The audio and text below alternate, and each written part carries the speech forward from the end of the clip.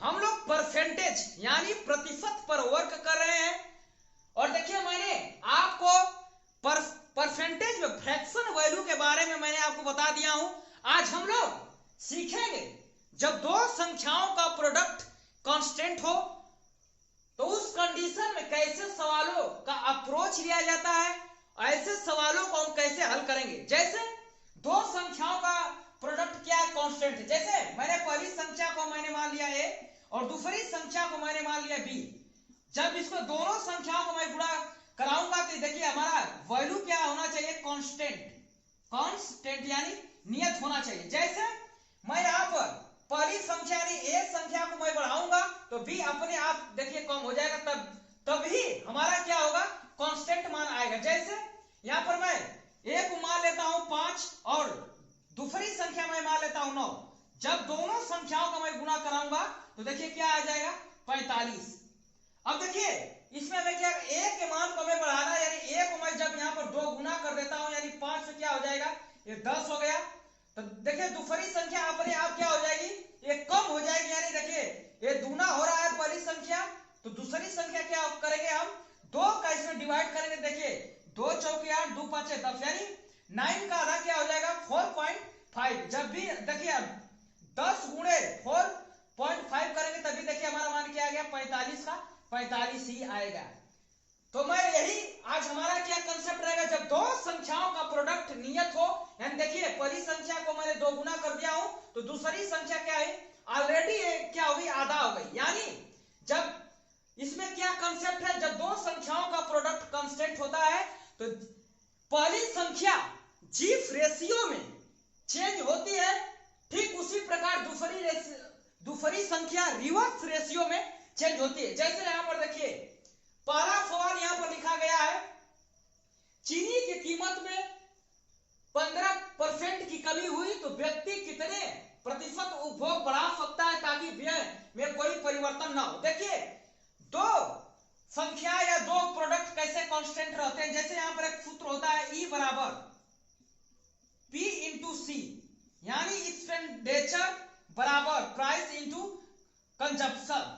यानी देखिए खर्च बराबर क्या हो गया है, खर्च बराबर होता है मूल्य गुणे देखिए उपभोग होता है कंजप्शन, मतलब कितना केजी आप कोई वस्तु खरीद रहे हैं। देखिए ये क्या होता है, उपभोग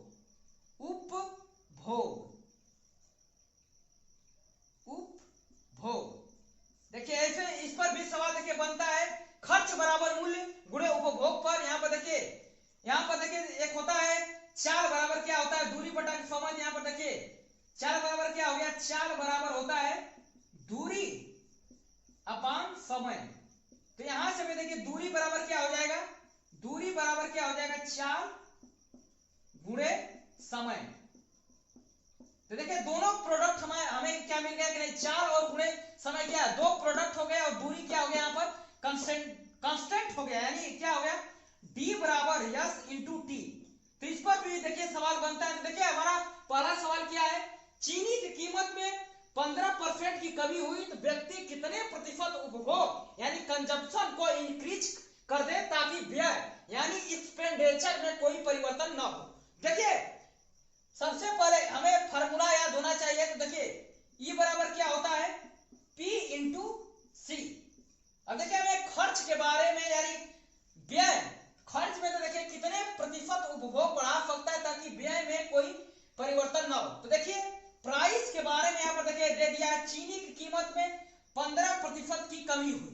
देखिए पहला एक क्वेश्चन मैंने आपको मैं समझा रहा हूं। देखिए 15% की कमी यानी देखिए 15% का देखिए फ्रैक्शन मान मैंने आपको बताया हूं। तो देखिए इसका होता है 3/20, ये फ्रैक्शन वैल्यू है। तो देखिए कमी कर रहा है तो देखिए यहाँ पर माइनस ले लेंगे। देखिए 20 क्या है, बेस हम मानेंगे और जब यहाँ देखिए कमी कर रहा है तो 3 हम क्या करेंगे, घटाएंगे। यानी देखिए प्राइस का रेशियो क्या हो गया, यहाँ पर पहले क्या था 20 था, उसके बाद देखिए कमी हो जा रहा है यानी 3 की कमी हो जा रहा है, यानी 20 से क्या हो गया, ये 17 हो गया।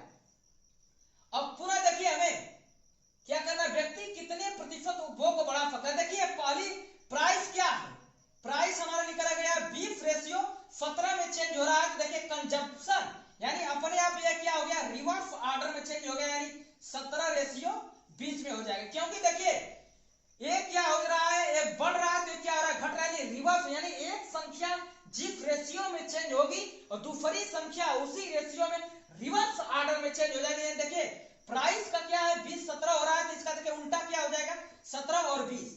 अब देखिए हमें कंजप्शन में यानी कितने प्रतिशत उपभोग को बढ़ा सकता है, देखिए 17 से हमारा देखिए यानी उपभोग है ना, कंजप्शन को हम उपभोग करते हैं, यानी 17 से 20 होया, यानी कितने यूनिट का इंक्रीज हुआ है, यानी 3 का, प्लस 3 ऊपर लिखेंगे, और किसके सापेक्ष हुआ है यानी 17, यानी 17 को हम नीचे यहाँ पर लिख लेंगे, और गुणे जब हम 100 कराएंगे तो देखिए 300/17 ये क्या आ गया परसेंटेज, ये वृद्धि को बताएगा, इसको आप लोग हल कर लीजिएगा। और दूसरा क्वेश्चन लिखा गया है, एक व्यक्ति अपनी चीनी की खपत में 42.84% की वृद्धि करता है, क्योंकि चीनी की कीमत में x% की कमी हो जाती है, तो हमें x का मान निकालना है। तो देखिए सबसे पहले हम चूंकि जानते हैं एक्सपेंडिचर बराबर होता है प्राइस इनटू कंजप्शन, यानी खर्च बराबर क्या हो गया मूल्य गुणे उपभोग। ये दैनिक जीवन में हमारे लिए क्या सूत्र काम आता है, जैसे कोई सामान खरीदते हैं कितना केजी खरीद लेते हैं तो कितना खर्च आता है, यानी खर्च कैसे हम लोग निकालते हैं, यानी मूल्य गुणे उपभोग। तो देखिए सबसे पहले यहाँ पर प्राइस के बारे में देखिए, एक व्यक्ति अपनी चीनी की खपत में यानी कंजप्शन के बारे में कहा है, तो देखिए सी का मान यहाँ पर क्या हो गया, सबसे पहले हमें फ्रैक्शन वैल्यू पर वर्क करना है, तो देखिए 42.84% का मतलब क्या है, इसका मान देखिए वृद्धि करा तो इसका मान आएगा 3/7। देखिए चूंकि 1/7 का मान होता है 14.28%, देखिए इसी का 3 गुना किया है, तो यहाँ पर देखिए कितना हो गया, यहाँ पर 3 का मैं गुना कराऊंगा तो क्या हो गया 3/7। देखिए 42.84% का फ्रैक्शन मान क्या हो गया 3/7। तो देखिए वृद्धि करा है, तो देखिए सबसे पहले हम बेस को यहाँ पर लिखेंगे 7, अब वृद्धि है तो 7 से या 3 बढ़ा लेंगे तो कितना हो गया, यानी कंजम्पशन का रेशियो क्या आ गया 7 से 10। अब हमें देखिए प्राइस के बारे में देखिए क्या कर रहा है, चीनी की कीमत में x% की क्या हो गई कमी, यानी हमें देखिए रिवर्स रेशियो को कर देना, यानी कंजम्पशन यानी हमारा उपभोग कितना है 7:10 है, तो इसका हम उल्टा कर देंगे, यानी हमारा रेशियो क्या आ गया 10:7। अब हमसे क्या पूछा है,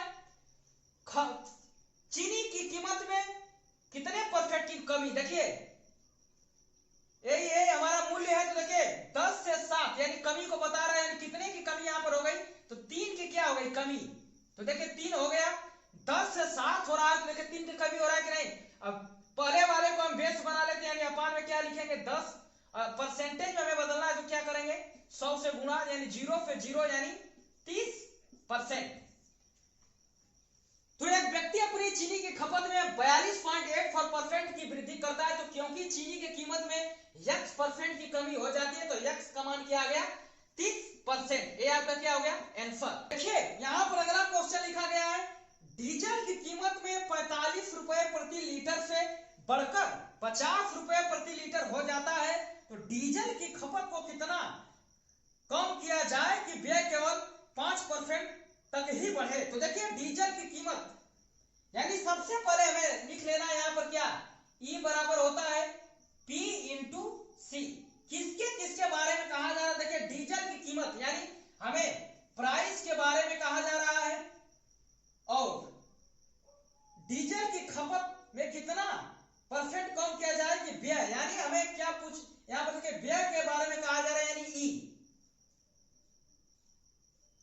तो देखिए अब हमसे पूछा क्या है खपत को कितना परसेंट कम किया जाए, यानी हमें सी के बारे में कहा गया, तो देखिए यहां से हम बदल लेते हैं, चूंकि ई बराबर होता है क्या हमारा P इंटू सी, तो सी बराबर क्या हो जाएगा P, सी बराबर हो जाएगा E अपॉन P। तो सबसे पहले में क्या करना है E का रेशियो में लिखना है, तो सबसे पहले देखिए जो ऊपर आता है उसको लिखेंगे, और जो बाद में लिखना है जो नीचे रहता है उसको हम बाद में लिखते हैं, यानी हमें सबसे पहले E का रेशियो लिख देते हैं, तो E का क्या है, E के बारे में क्या कहा जा रहा है, यानी व्यय कितना हो रहा है, तो देखिए व्यय केवल 5% तक ही बढ़े, यानी 5%। यानी 5% का मतलब क्या हुआ? 5% का मतलब हुआ 1/20। तो देखिए वृद्धि कर रहा है तो +1 करना है, यानी 20। हम बेस को सबसे पहले 20 यहाँ पर लिख दिया, और 20 से 21, यानी 1 बढ़ रहा है तो 20 से क्या हो गया? 21। तो सबसे पहले में देखिए इस बार हमें कंजम्पशन यानी उपभोग के बारे में पूछ रहा है, तो सबसे पहले हम C बराबर होता है E/T। तो अब सबसे पहले में E का रेशियो मैंने यहाँ पर लिख दिया। अब उसके बाद हम क्या करेंगे? प्राइस के बारे में लिखेंगे, क्रम से हम चलेंगे। तो सबसे पहले जो ऊपर रहेगा, सबसे पहले ऊपर मैंने लिख दिया, उसके बाद जो P नीचे है उसको, इसके बाद हम देखिए P को लिख रहे हैं। तो P के बारे में कहा जा रहा है, यानी 45 रुपया, यानी प्राइस के बारे में कहा जा रहा है। तो 45 रुपया प्रति लीटर से बढ़कर 50 रुपया, यानी देखिए मैं यहाँ पर निकाल देता हूँ, यानी 45 रुपया से बढ़कर कितना हो गया? 50 रुपया। तो इसको मैं काट देता हूँ, देखिए 5 9 45, और इसको देखिए 5 से 10 बार में कट जाएगा। इसका रेशियो क्या आ गया? 9:10। तो देखिए यहाँ पर एक्सपेंडिचर का रेशियो क्या आ गया?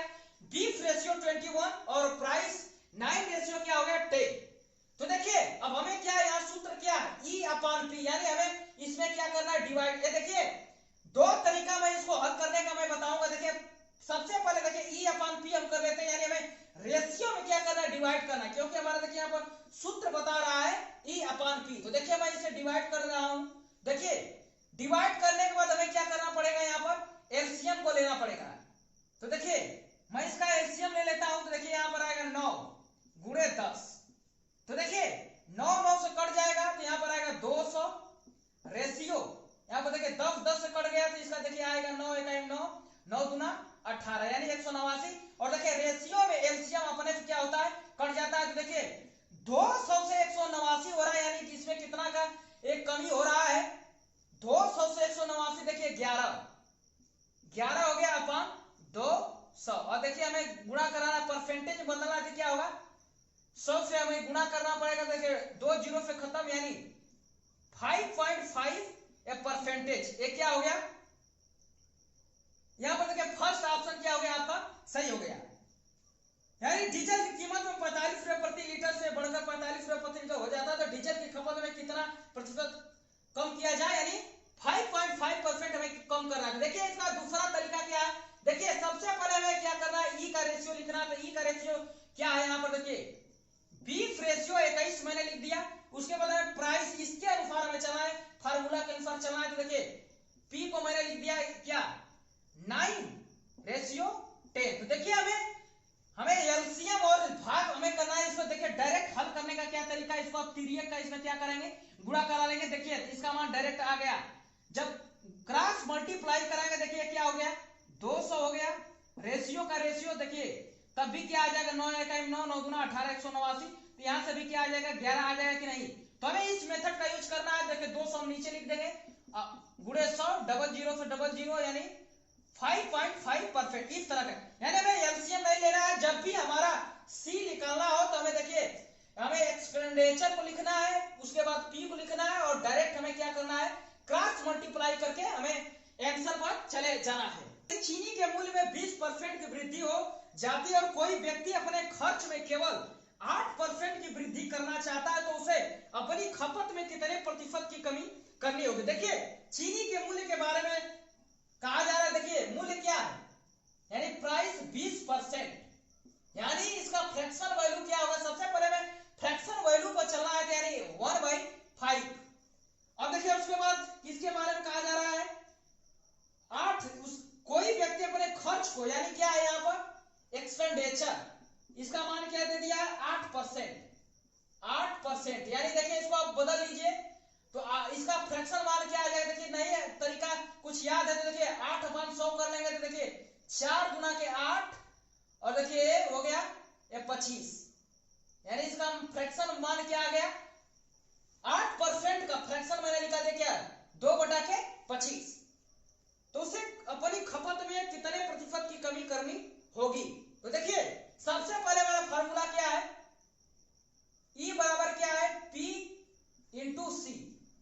तो देखिए हमें P और E के बारे में दे दिया है, प्राइस और एक्सपेंडिचर के बारे में दे दिया है, और हमें C पूछ रहा है। तो सबसे पहले हमें क्या करेंगे? C बराबर हम लिखेंगे, C बराबर क्या होता है? E/P। रेशियो मैं लिख रहा हूं तो ई के बारे में क्या कहा जा रहा है, यानी कोई क्या है 8% की वृद्धि, यानी देखिए वृद्धि कर रहा है। तो देखिए 25 से क्या हो जा रहा है, यानी 25 रेशियो यानी 2 की वृद्धि हो गया, तो 25 से क्या हो गया 27। अब देखिए और प्राइस में भी क्या है, इसमें भी वृद्धि है, तो यानी 5 का क्या हो जा रहा है प्राइस, 5 से क्या हो जाएगा ये 6। हमें इसको अब हमें देखिए डायरेक्ट हमें गुणा कराना है, हमें सी हमें निकालना है, तो क्या करेंगे बीच में क्रॉस का हमें गुणा करा लेंगे, क्योंकि देखिए हमें डिवाइड करना ई अपन पी, सीधा सीधा देखिए ई बराबर पी इंटू सी रहे, तब हमें क्या करना है डायरेक्ट हमें इस तरह गुणा कराना है, लेकिन देखिए हमें सी निकालना है, यानी हमें डिवाइड करना है इसमें, सी बराबर क्या है ई अपन पी, तो हमें देखिए क्रॉस गुणा कराएंगे, यानी देखिए 25 छक्का कितना होता है 150। अब देखिए रेशियो यहां पर हो गया रेशियो, अब देखिए 7 5 35, 5 गुना के 10 और 3 13, यानी 150 से देखिए घट करके कितना हो गया 135, यानी कितना की कमी आई 15% की क्या यहां पर देखिए रेशियो में है, तो देखिए 15 की क्या आई कमी, और किस पर कमी आई 150 पर। अब हमें क्या करना है 100 से गुणा करा देना, तो 0 से 0, 5 गुना के 10 5 3 15, यानी देखिए 15 गुना के 30 अपान 3 कर देंगे तो क्या हो गया 10% की एक क्या कमी को बताएगा, माइनस क्या है कमी को बता रहा है, यानी हमारा कमी वृद्धि नहीं दिया, तो हमारा कौन सा ऑप्शन सही हो गया, फर्स्ट ऑप्शन हमारा सही। तो सबसे पहले हमें ध्यान देना है कि जब भी हमारा सी हमें निकालना हो तो ई अपान पी, तो सबसे पहले ई का रेशियो लिखेंगे, उसके बाद पी का, और हमें क्या करना है क्रॉस गुणा करा देना है। यहाँ पर देखिए दिख रहा है 150 से 135 हो रहा है, यानी क्या कमी को बता रहा है, यानी 15 पर, यहाँ पर देखिए 15 की कमी हो रही किस पर 150, यानी जो सबसे लिखा फर्स्ट रेशियो को नीचे लिखेंगे और परसेंटेज में हमें बदलना है, तो क्या करेंगे 100 का मल्टीप्लाई, इस प्रकार हमारा कितना है 10%, और हमारा पहला ऑप्शन क्या हो गया सही।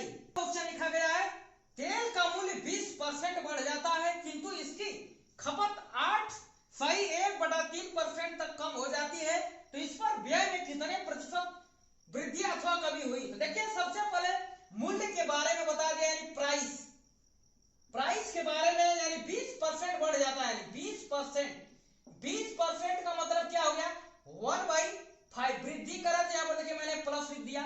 अभी क्या हो गया 8/1/3%, तो देखिए इसका फ्रैक्शन मान क्या है 1/12 होता है, तो देखिए क्या कर रहा है कमी, यानी माइनस यहाँ पर लगा दिया हूं अथवा कमी हुई। देखिए पी और सी के बारे में बता दिया, चूंकि हम जानते हैं ई बराबर होता है पी इंटू सी, तो देखिए अब हमें ई के बारे में पूछा गया है, तो देखिए सबसे पहले हम क्या करेंगे पी का रेशियो ले लेते हैं, यानी पी प्राइस क्या हो गया यहाँ पर देखिए ई के बारे में क्या हमसे पूछ रहा है, सबसे पहले यहाँ पर पी को मैं लिख दे रहा हूं, तो देखिए 5 से क्या हो जा रहा है 6, क्योंकि वृद्धि करा है, तो सबसे पहले बेस को हम लिखेंगे वृद्धि, यानी जो भी अंश लिखा रहता है उसको क्या करेंगे जोड़ देंगे, यानी 5 से 6 हो गया, और उसके बाद देखिए सी को हम लिखेंगे, सी क्या है देखिए सबसे पहले मैंने यहाँ पर 12 को लिख दिया, उसके बाद यहाँ पर देखिए कमी का है तो एक घटा लेंगे, यानी क्या हो गया 11। अब देखिए दोनों का देखिए हम क्या करते हैं गुणा करा लेते हैं, क्योंकि देखिए P इंटू सी है, तो देखिए P इंटू सी कराएंगे कि नहीं, तो इस तरह हम गुणा कराएंगे, हमें सी नहीं निकालना है तो क्रॉस है, इसमें हम गुणा नहीं कराएंगे, इसमें सीधा सीधा देखिए गुणा कराएंगे, तो 12 5 60 और 11 छक्का 66, यानी देखिए कितनी की वृद्धि हो गई, यानी 6 का, यहाँ पर देखिए +6 हो गया, और किस पर, यानी सबसे पहले जो रेशियो निकाला था उस पर, यानी 60 और गुणा हम 100 कर देते हैं, तो 0 पे 0, यानी देखिए 60/6, यानी 10%, ये क्या है वृद्धि को बताएगा, तो देखिए हमारा कौन सा ऑप्शन सही हो गया, फर्स्ट ऑप्शन हमारा क्या है यहाँ पर करेक्ट है, फर्स्ट ऑप्शन हमारा करेक्ट है वृद्धि, क्योंकि उससे लिखा गया एक त्रिभुज के आधार में 66 सही 2/3% वृद्धि हो जाती है, तो इस प्रकार त्रिभुज का क्षेत्रफल स्थिर रहने से कितनी प्रतिशत ऊंचाई कम होनी चाहिए। तो सबसे पहले देखिए हमें त्रिभुज का क्षेत्रफल मालूम होना चाहिए, त्रिभुज का एरिया होता है, यानी त्रिभुज का क्षेत्रफल बराबर होता है 1/2 आधार गुणा ऊंचाई, यानी बेस इंटू हाइट। तो सबसे पहले देखिए यहाँ पर क्या हो गया बेस और हाइट दोनों का क्या है यहाँ पर लेना हमें प्रोडक्ट मैंने ले लिया, और क्या होना चाहिए यहाँ पर देखिए